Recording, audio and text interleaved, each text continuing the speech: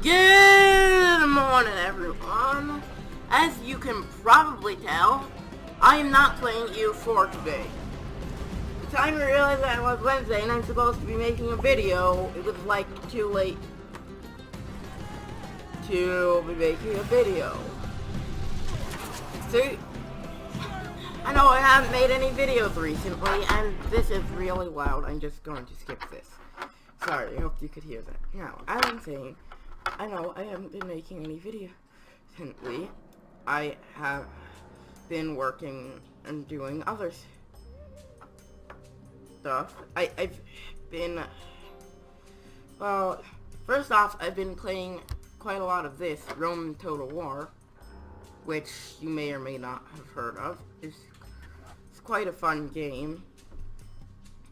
And I've also been trying to learn Quenya, which, if you don't know, is one of the Elvish languages from The Lord of the Rings and The Hobbit by J.R.R. Tolkien, with my friend. And let's see, anything here? Ventria.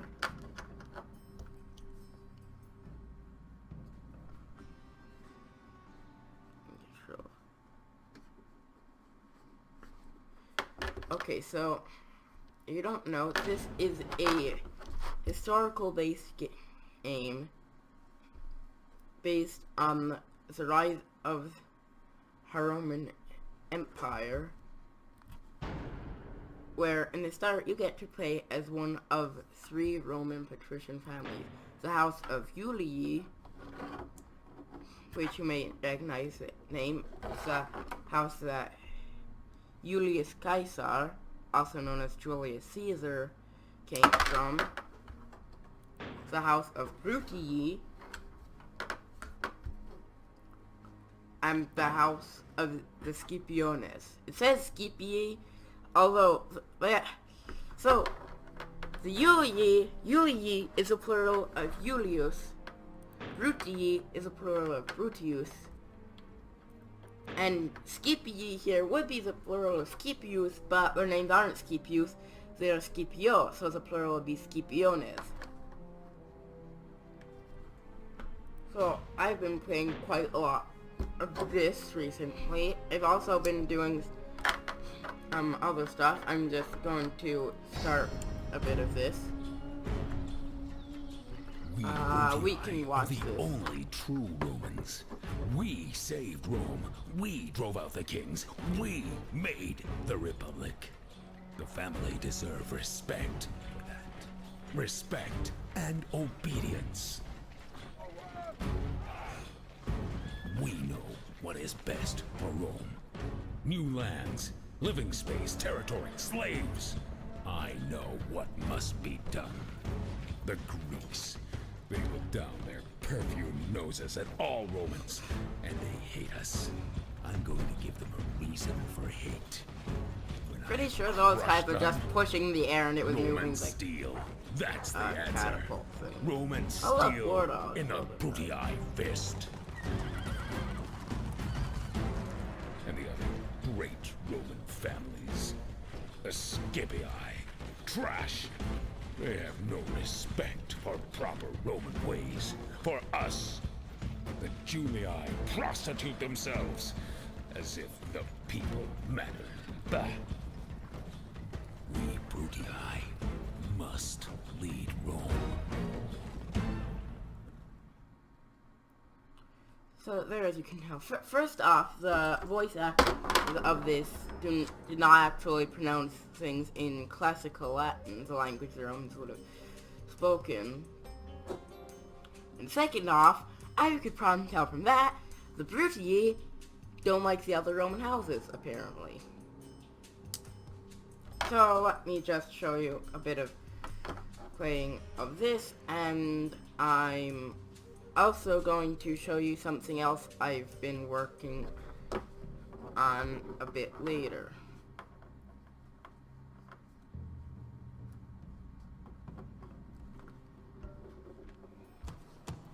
Senate mission assigned. Take settlement Apollonia.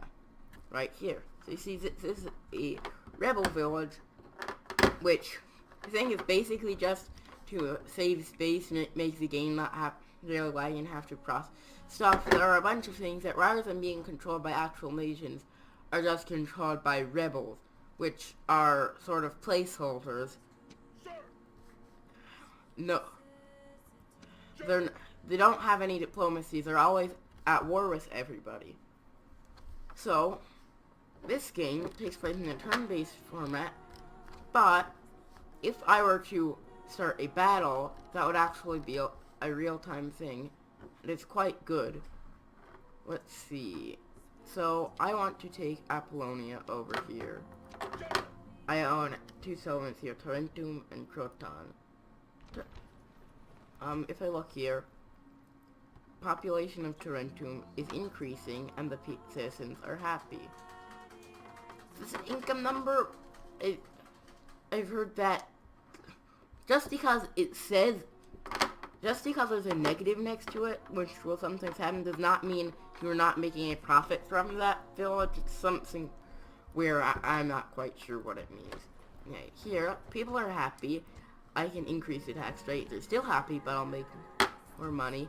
Increase the tax rate even more. They're not as happy. So you want to keep your citizens happy. And the same over here, I can increase the tax rate.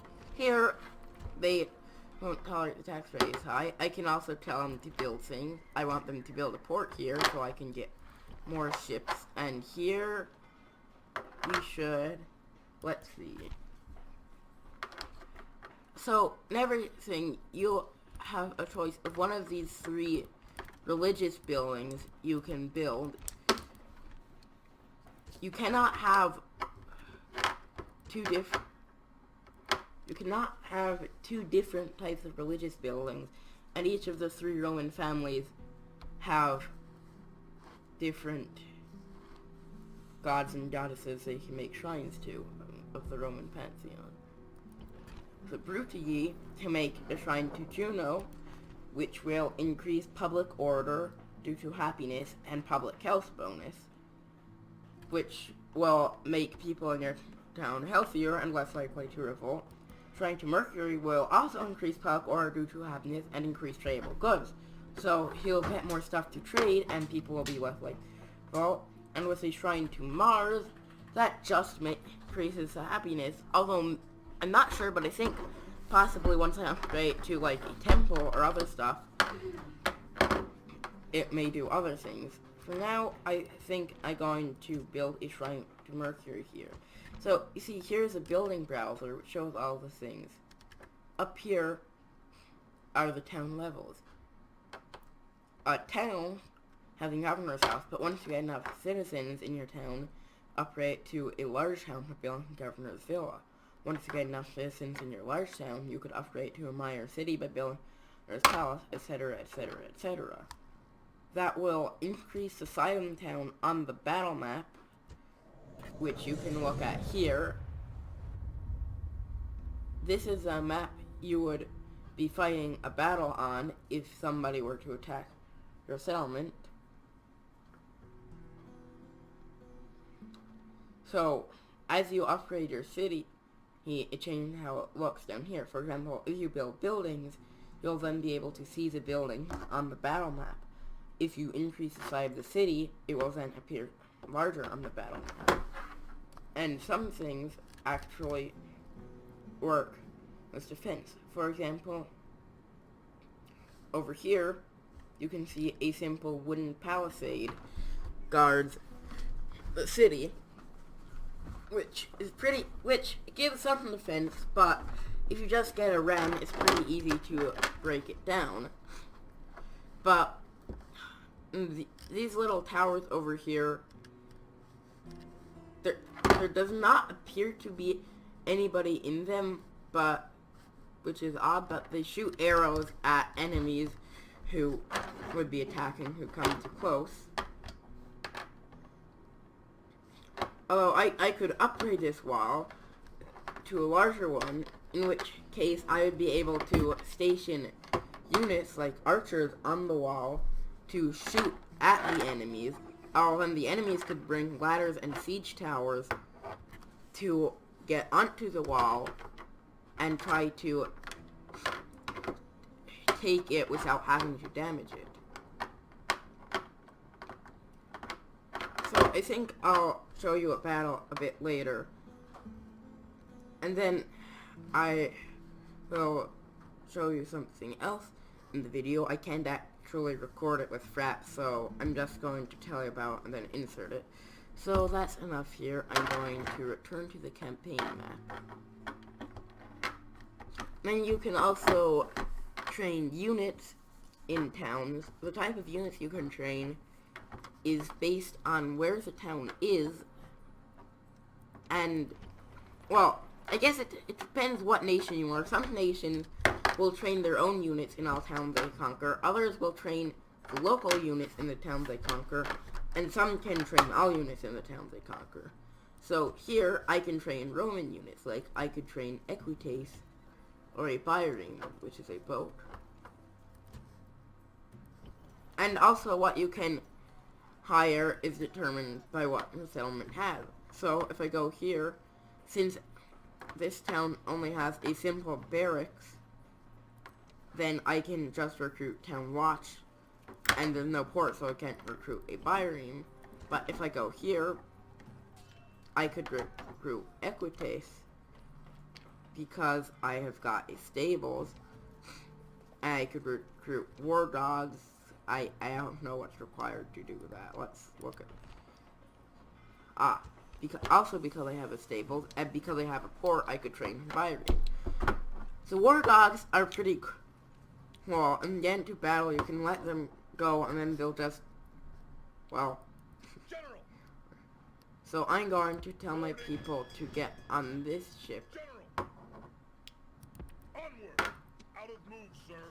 Ready to sail. So, I don't have many people here.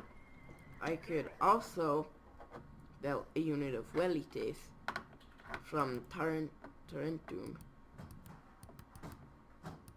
Onward. Boarding. Ready to sail. Imperative. To go here. General. Nope, never mind. It's too. Aye, Captain. So, let's see. I've got these guys here Yes, master. and a spy. I think actually my boats Aye, Captain. may be full. So Yes, I'm Captain. just going to go Disembark. there. Set sail. Yes, master. Stowing away. Counter spy. Aye, aye, Captain. So I've got this spy. I can put him here. Service. Watching and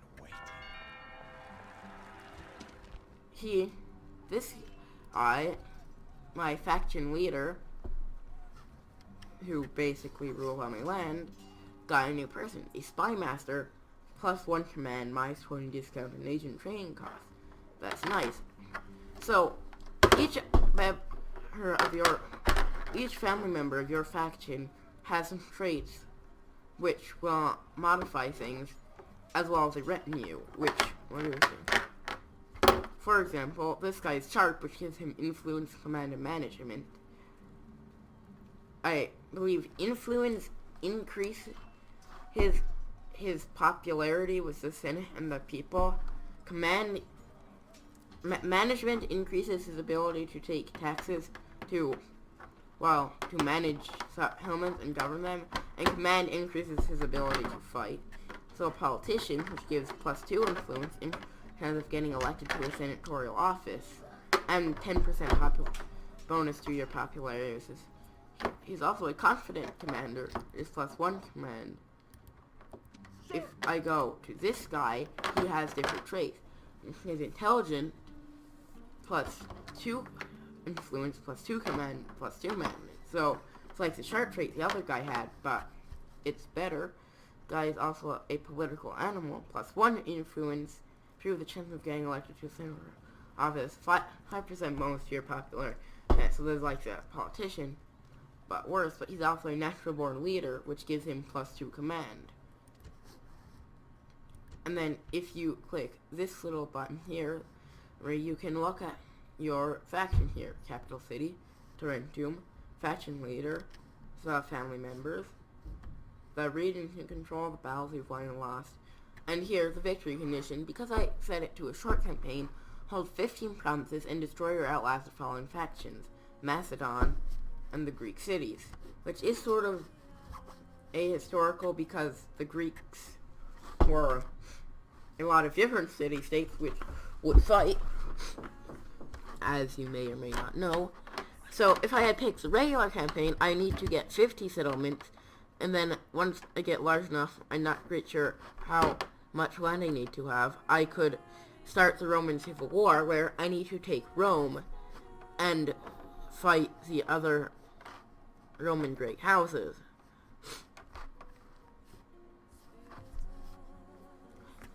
And then I can also look at things. AI spin policy. I know, quite true.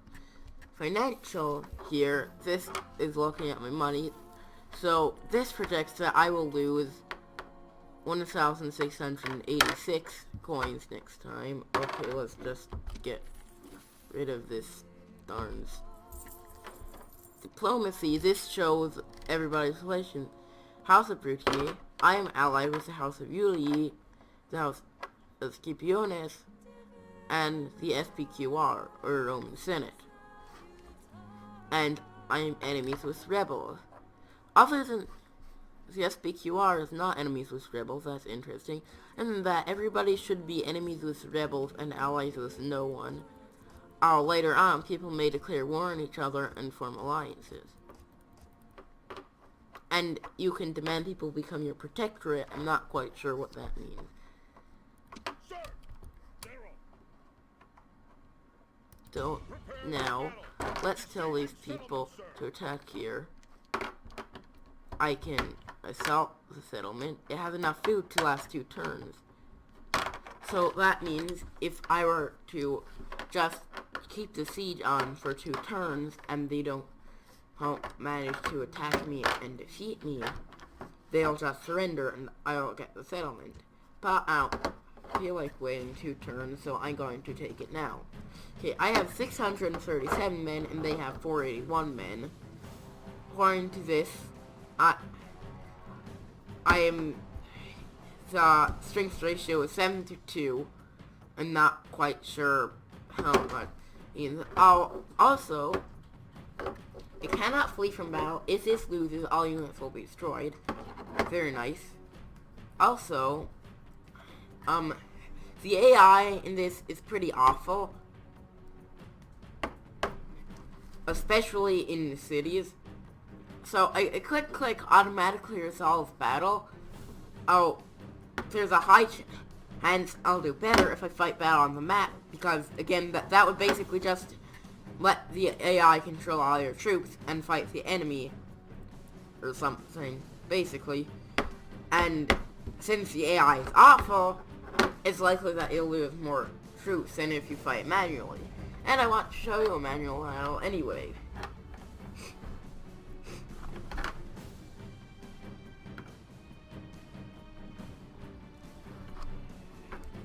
So there's a quote that shows up here when we're loading.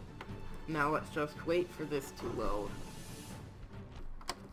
Rebellious slaves may think of victory, but we should make them think kindly of their masters' whips. They are dead men. Look. There is no shame in fear. There is only shame in letting fear rule you. Try not to look scared, and you'll find bravery in your heart. So, you see, at the start of each battle, the general of your army is going to make a speech like that, and they can have traits that will actually modify the speech they make. So, if you look at this little map in the corner here, this area outlined in green is the area I can deploy my army in. So, what I think I'm going to do, I'm going to take my Hastati, which are basic soldiers. They've got a skuta, or shield, and a gladius, or short sword, which is good for stabbing people right in front of you. And then I'm going to put some more Hastati right next to these guys. And then behind them, I'm going to put the Welites ranged unit. Also, well, I guess they're not necessarily a ranged unit.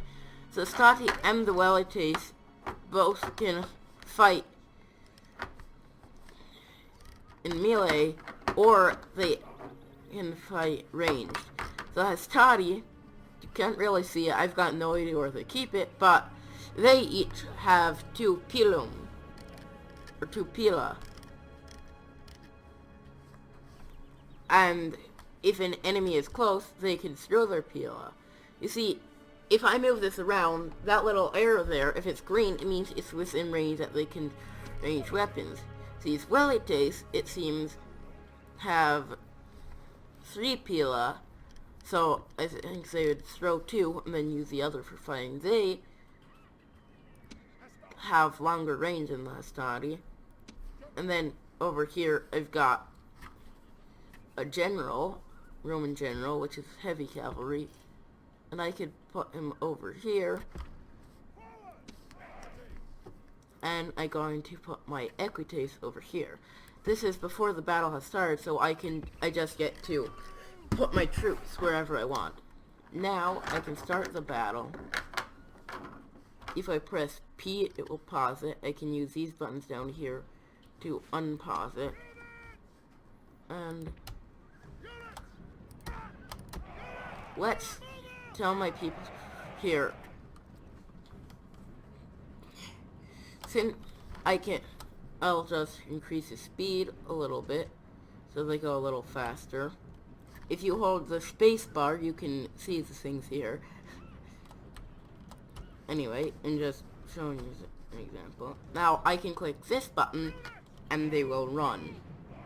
Now one problem I have is quite often during battles, my people decide that they don't feel like being Romans and are going to break formation. You do not want them to do that, so I believe if you click this button, it will tell them to stay in formation. Also, if you enable that, that means that they will... Actually, what I want to do here is I'm going to tell my Hastati... I just changed. Going to tell my Hastati to stand here, and now tell my Welites to stand up and back. And now I'm going to place my cavalry over there. And I'm going to tell my cavalry to run, because they're on horses, and horses have more energy. You see, if you tell them to run, they will they will get exhausted, and and by the time they reach their opponents, they will not be as good at fighting. Now, I'm sorry that this video is going to be like a sort of a tutorial for Roman Total War. So, if you double click your people over here, you can go to them. And let's tell these people, actually tell them, stand like this. No, actually what I want you to do is this. There we go. So, and now these people over here, they're almost there. It's good to tell them to run if they're near the destination or their horses.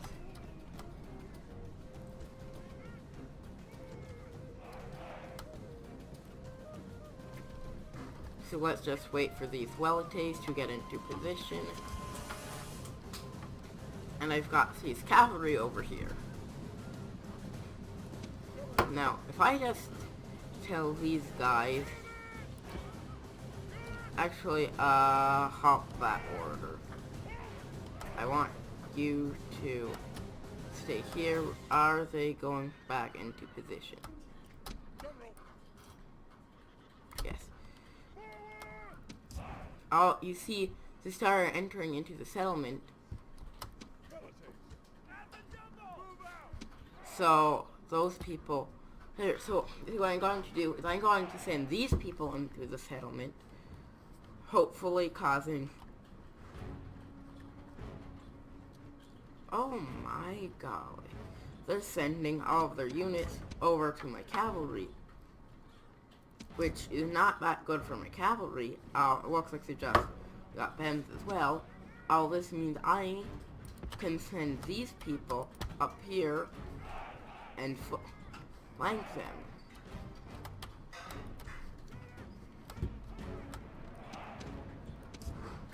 Now, these people are not the smartest.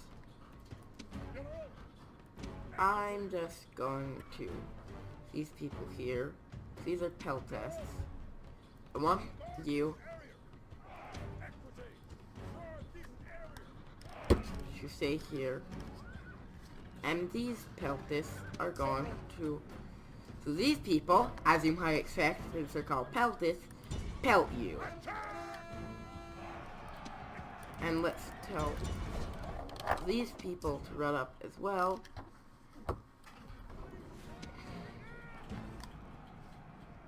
And now I can tell these people to run up from behind.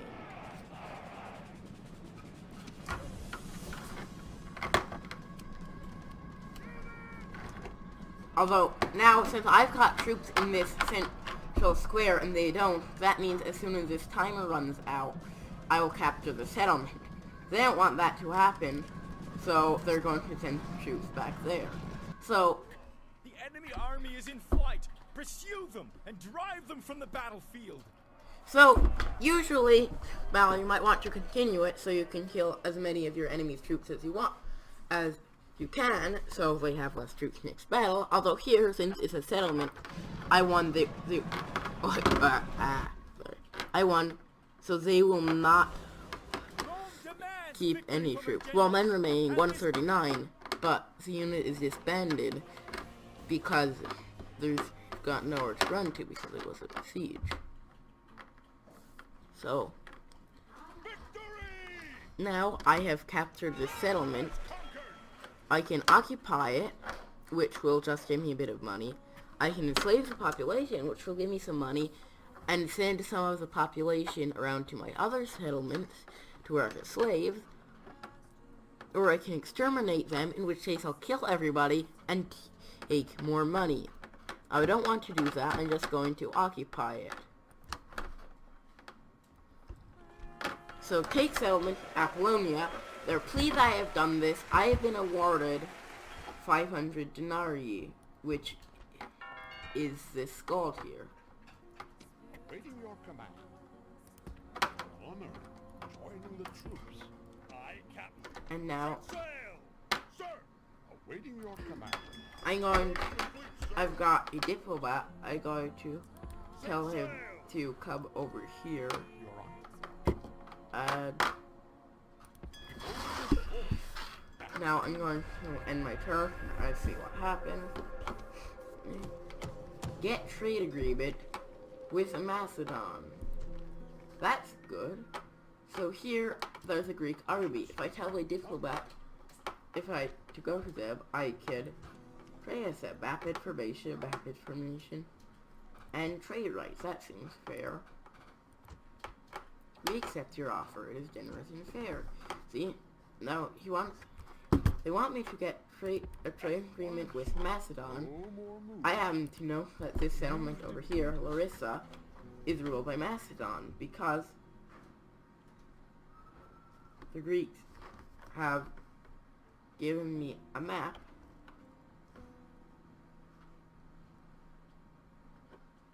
so the Greeks own this place over here as well as this. They own Syracuse here, which the set is going to help the Scipiones to capture, and they own Termon over here. Larissa here is owned by Macedon, who also own Corinth, I believe this is. And then here is Athens, which is ruled by Athenian veterans. Now, I'm just going to end this turn. Oh, Macedon wants trade rights. Yes, that was my mission. Could we also exchange map information? Okay. Nice. So, now the settlement wants me to take Thermon. They're happy I have done that. So, now, next time they're... So, if I can go over here, Senate policy, here you can click any of these civilizations and they'll tell you what they think about them. Senate missions, it'll tell you what the Senate wants you to do. And Senate floor, here you can see how much the Senate and the people like you. The people, or the plebeians, apparently hate me. In fact, more than that, they hate all my friends, and my friends' friends, and my friends' friends' pets, slaves, and hanger-ons. That's how unpopular we are. Well, that's not good. Although, did I show you this here? This is a family tree. See, this is my family leader. Here is, the faction leader. Here is the faction heir, his son. Here are his other two sons. Two of them, Amulius here, and Aulus here, are married. Aulus has a daughter and two sons. Amulius here has just two sons. When these people get the right age, I cannot quite remember what age it is, they'll then become generals. When this woman gets old enough, since Romans wouldn't let the woman be generals, she can get married, and then the person she marries will become a part of your faction.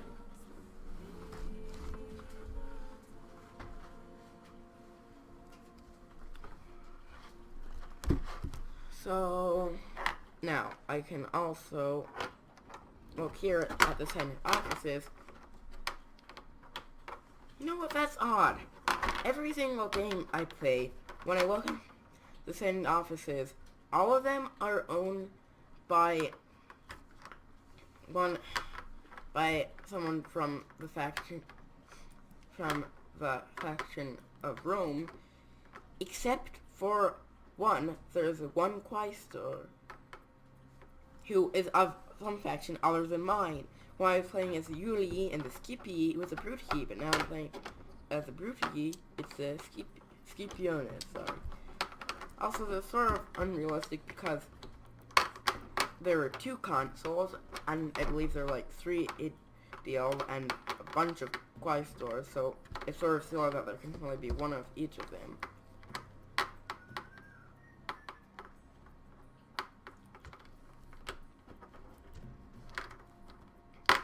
So, I guess that's about all I'm going to show you for now. You can also make deals, like maybe you could make a deal if these people give me this settlement, then I will give them